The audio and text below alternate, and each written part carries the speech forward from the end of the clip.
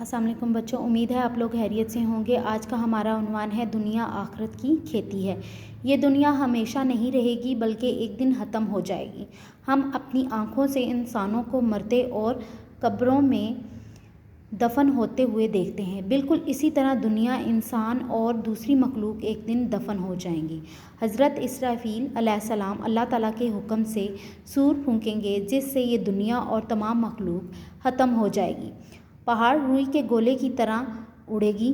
اس روز سورج، چاند اور ستارے سب بے نور ہو جائیں گے۔ آخرت کی زندگی اور نامہ اعمال۔ قیامت کے روز تمام انسان اللہ تعالیٰ کے حکم سے دوبارہ زندہ کیے جائیں گے۔ وہ اللہ تعالیٰ کے سامنے اپنے اعمال کا حساب دیں گے۔